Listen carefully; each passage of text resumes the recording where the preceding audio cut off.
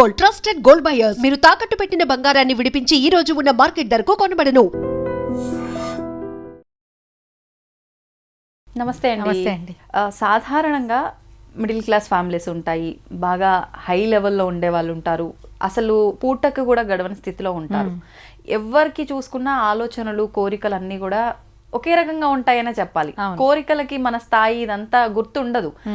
కోరుకుంటాము, ఆ కోరికలను నెరవేర్చుకోవడానికి వాళ్ళ స్థాయిని బట్టి నెరవేర్చుకుంటే బాగుంటుంది. కానీ స్థాయిని మించి ప్రస్తుతం చూస్తున్నాం ఏంటి, స్థాయిని మించి చేసే పనులు అని అంటే మిడిల్ క్లాస్ వాళ్ళైనా సరే, హైలో ఉన్న వాళ్ళైనా సరే, లోలో ఉన్న వాళ్ళైనా సరే, ఏదైనా ఫంక్షన్ చేయాల్సి వచ్చింది ఇంట్లో అంటే వాళ్ళు అలా చేశారు, నేను అలా చెయ్యాలి.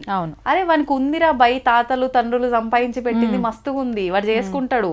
లేకపోతే వాడు ఇప్పుడు సంపాదించుకున్నది ఉంది, వానికి వస్తుంది, నీకు లేదు, నువ్వు అది దృష్టిలో పెట్టుకో. అది మర్చిపోతున్నారు. ఈ విషయంలో ఎక్కువగా మగవాళ్లే కాదు, ఆడవాళ్ళు ఎక్కువగా ఇబ్బంది పెట్టే వాళ్ళు ఉన్నారు. ఒక ఫంక్షన్సే కాదు, ఇంట్లో వస్తువుల విషయానికి వస్తే కూడా ఆయనకి ఎంత వస్తుంది, నాకెంత వస్తుంది, మేము పోను ఎంత సేవ్ చేసుకోగలం ఏంటి, ఇదంతా పక్కన పెట్టి ఈ వస్తువు వాళ్ళ ఇంట్లో ఉంది, మన ఇంట్లో లేదు, లేదంటే ఆ బంగారం చేయించుకుంది, నాకు లేదు, ఇలా పోల్చుకొని అనవసరంగా ఖర్చులు పెట్టి వృధా చేసుకొని లేనప్పుడు ఇబ్బందులు పడి రోడ్డెక్కి రకరకాల ఇబ్బందులు పడే వాళ్ళు ఉన్నారు. దీని గురించి ఏం చెప్తారు? మంచి మాట అండి, మంచి అబ్జర్వేషన్. ఎందుకంటే మనీ మధ్యనే ఒక స్టాటిస్టిక్స్ చదివాం. రకరకాల దేశాల్లో పెళ్లి ఖర్చు ఎంత అంటే, కొన్ని దేశాల్లో ఒక ఇద్దరు వ్యక్తులు కలిసి పెళ్లి చేసుకుంటున్నారు అంటే అమ్మాయి అబ్బాయి ఇద్దరు సమానంగా ఖర్చులు పెట్టుకుంటారు. వాళ్ళ ఒక నెల సంపాదన, వాళ్ళ పెళ్లి ఖర్చు ఎంత అంటే ఒక నెల సంపాదన. కొన్ని దేశాల్లో ఎలా అంటే ఒక 3 నెలల సంపాదన, అలా ఉంది. కానీ అత్యధికంగా మన భారతదేశంలోనే సుమారుగా కొన్ని సంవత్సరాల సంపాదన ఒక పెళ్లికి వెళ్ళిపోతుంది. వాస్తవం. కొన్ని సంవత్సరాల సంపాదన, ఒక తండ్రి తాలూకు కొన్ని సంవత్సరాల సేవింగ్ ఏదైతే ఉందో దాది ప్లస్ ఇంకొన్ని ముందు సంవత్సరాలు పెట్టుకొని అప్పు కానివ్వండి, లేకపోతే వాళ్ళు ఒక ఆస్తి అమ్మి మరీ, ఒక స్థలమో లేకపోతే ఒక ఇదో అమ్మి మరీ పెళ్లి చేసే పరిస్థితి కానీ, లేకపోతే ఉద్యోగస్తులైతేనేమో ఒక పెద్ద లోన్ పెట్టి, అంటే ఈ పెళ్లికి ముందు ఎంత సేవ్ చేశారో పెళ్లికి తర్వాత ఇంకా కొన్ని సంవత్సరాలు కూడా వాళ్ళది లోన్లు కట్టుకోవాల్సిన పరిస్థితి ఉన్నంత లెవెల్కి మనం ఒక్కొక్క పెళ్లికి మనం ఖర్చు పెడుతున్నాము. అంటే మనం ఎంత విపరీతమైన తెలియని ఆడంబరాలలోకి మనం చాలా ఫాస్ట్గా వెళ్ళిపోయాం. దీనికి రకరకాల కారణాలు. సోషల్ మీడియా వచ్చాక ఈ ఆడంబరాలు ఇంకా పెరిగిపోయినాయి. ఎందుకంటే అంబానీ ఇంట్లో వెండాకేసారా, అరిటాకేసారా, ఇంకో ఆకేసారా మనకి తెలియదు అంతకుముందు వరకు. ఓకే, అంతకుముందు మనకు తెలియదు వాళ్ళు ఎలా పెళ్లి చేసుకున్నది. ఏదైనా ఎప్పుడైనా పేపర్లో వస్తే ఈ లక్ష్మీ మిట్టల్ ఇంట్లో ఇట్లా చేశారట అంటే అబ్బో ఆహా అనుకున్నాం, పర్వాలేదు. ఇప్పుడు ఏముంది, శ్రీకృష్ణదేవరాయలు గారి కాలంలో రోడ్డు మీద రత్నాలు వేశారట, అదో ఇన్ఫర్మేషన్ మనకి, ఇది కూడా ఇన్ఫర్మేషన్, మనకేం ప్రాబ్లం లేదు దానివల్ల, ఆహా అనుకుంటాం ఊరుకుంటాం. కానీ ఈ సోషల్ మీడియా వచ్చిన తర్వాత ఇదిగో చూసారా వాళ్ళ ఇంట్లో వెడ్డింగ్ కార్డు, ఇదిగో చూసారా బ్రైడల్ ఎంట్రీ, ఇవన్నేటప్పటికీ ఇది చూసిన జనాలు నాది కూడా అంత నార్మల్గా ఉంటే ఎలాగా, అందుకని ఇది ఇలా ఉండాలి, ఇలా ప్లాన్ చేయాలి, అలా ప్లాన్ చేయాలి.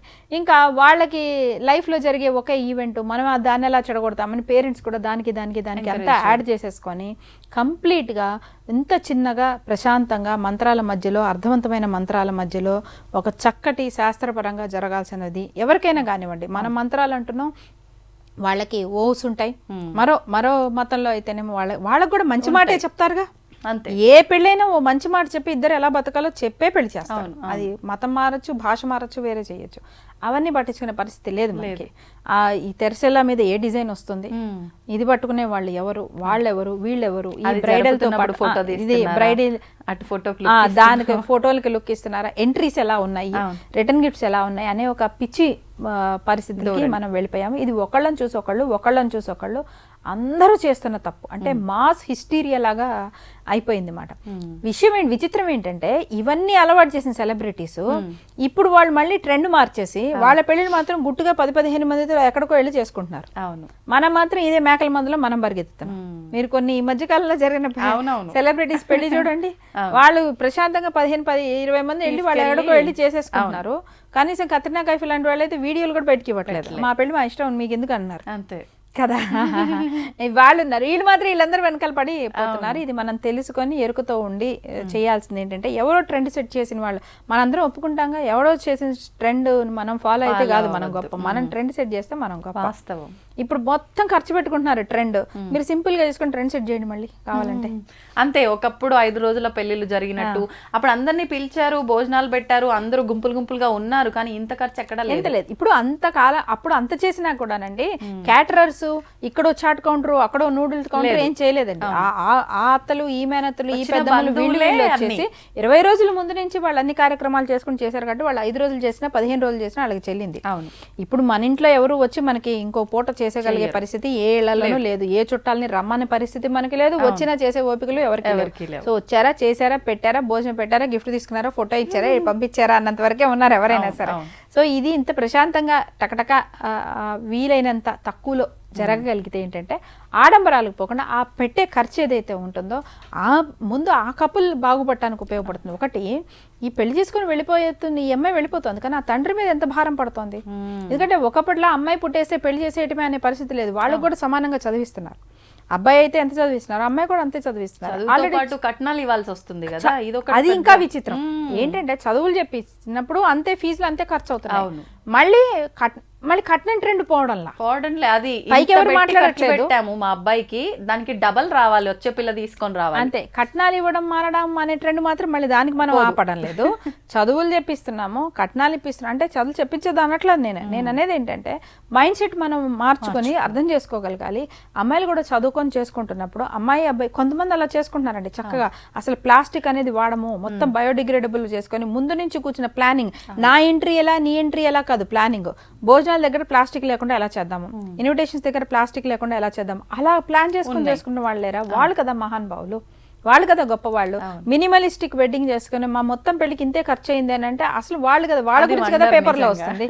గొప్పగా చూడాల్సింది వాళ్ళ గురించి అంతే తప్ప ఇన్ని చాట్ కౌంటర్లు పెట్టారు, ఇన్ని పెట్టారంటే అక్కడ అది తినే బతుకుతాడా? తర్వాత తిండా ఏం తిన్నా 4 గంటలకు అరిగిపోతుంది కదా తర్వాతకి. సో ఈ ఆడంబరాలకి మనం చాలా చాలా వేస్ట్ చేసుకున్నాం. ఇది పెద్ద చెక్క ఎప్పుడు పెట్టాలి అంటే పెళ్లి టైం వరకు వచ్చిన తర్వాత అక్కడ ప్లానింగ్ లో కాదండి, ఇది తల్లిదండ్రులకు చెప్తున్నాను. పిల్లలు టీనేజ్లో ఉండి వాళ్ళు చదువులో ఉన్న టైంలోనే ఫైనాన్షియల్ అవేర్నెస్ అనేది ఇంట్లో జరగాలి. మన కోసం సంపాదన ఎంత, రేపొద్దున మన ఇంట్లో జరిగే ఏదైనా ఒక ఈవెంట్కి మన బడ్జెట్ ఇంతే మన బడ్జెట్, ఇంత బడ్జెట్లో మనం భోజనం ఎంత పెట్టుకుందాం, ఇదెంత పెట్టుకుందాం, ఇదెంత పెట్టుకుంటాం, ఎంత సింపుల్గా చేసుకుందాం, ఎక్కడ చేసుకుందాం, ఏవేవి కాంప్రమైజ్ అవుదాం, ఏవేవి ఉన్న వాటిలో మనం కొంచెం బెటర్గా చేసుకోగలుగుతాం. ఈ ఫైనాన్షియల్ అండర్స్టాండింగ్ అనేది ఇంట్లో ముందు నుంచే మనం మాట్లాడి పెట్టుకోవాలి. అవి చిన్న చిన్న పండగలు అవి సెలబ్రేట్ చేసుకునే దగ్గర నుంచి కూడా రావాలి. అది అంటే చిన్నతనం నుంచే పిల్లలకి ఫైనాన్షియల్ మాట్లాడుకోవటంలో తప్పేం లేదండి. అసలు మన కెపాసిటీ ఇంత, మనం ఇంతే ఖర్చు పెట్టగలము, ఏం మాట్లాడండి.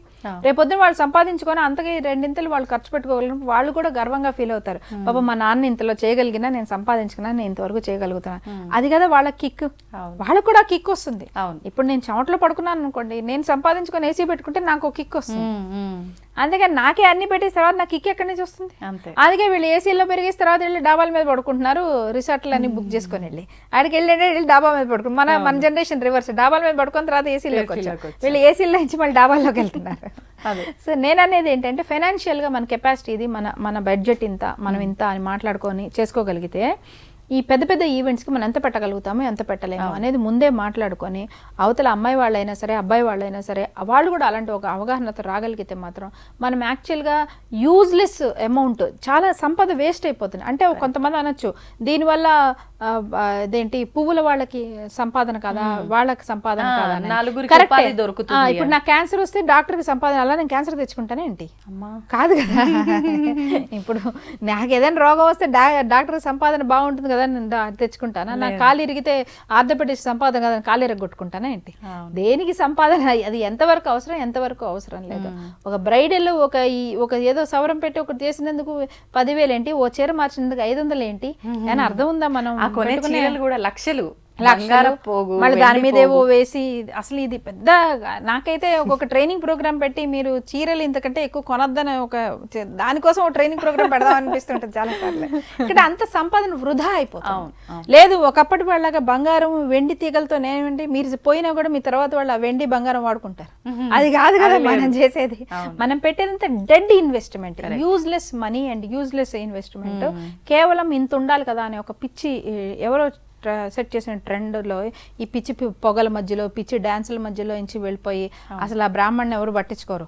ఈ డ్యాన్సులు ఈ ఎంట్రీలే సరిపోతున్నాయి, వీటిలు ఈ డీజేలు ఈ అక్కర్లేని భోజనాలు వీటన్నిటికి మనం చాలా ఖర్చు పెట్టాం. గుర్తుపెట్టుకోండి, పెళ్లి చేసుకున్న మీరు లక్ష్మీదేవి అనుకొని మీ ఇంటికి అమ్మాయిని తెచ్చుకుంటున్నారు, కానీ మాకు పెళ్లి గ్రాండ్ గా చేయాలి అనే ఒక అబ్బాయి తరఫు చెప్తాను, మాకు పెళ్లి గ్రాండ్ గా చేయాలని మీరు ఒకే ఒక క్లాజు వల్ల మీరు మీ ఇంటికి లక్ష్మిని తెచ్చుకుంటున్నారు, కానీ ఆ ఇంట్లో నుంచి లక్ష్మిని కూడా తీసేసుకుంటున్నారు అన్న విషయం గుర్తుపెట్టుకోవాలి. కొన్ని సంవత్సరాల పాటు ఆ తండ్రి కోలుకోలేని పరిస్థితుల్లో అవుతున్నారు.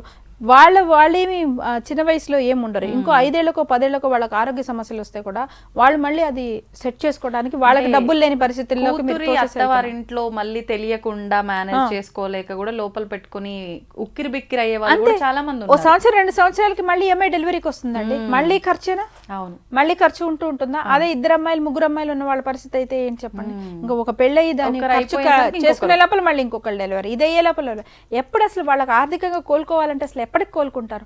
అంటే ఆస్తులు పాస్తులు ఉన్న వాళ్ళు అయితేనే ఇది చేయగలుగుతారు. కానీ మన దేశంలో ఉన్న వాళ్ళు ఎవరు? ఎక్కువ మంది మిడిల్ క్లాస్. అండ్ మీరు ఏ బిజినెస్ మ్యాన్ ఏది ప్లాన్ చేసినా కూడాను మిడిల్ క్లాస్ వాళ్ళని టార్గెట్ చేసి చేస్తారు.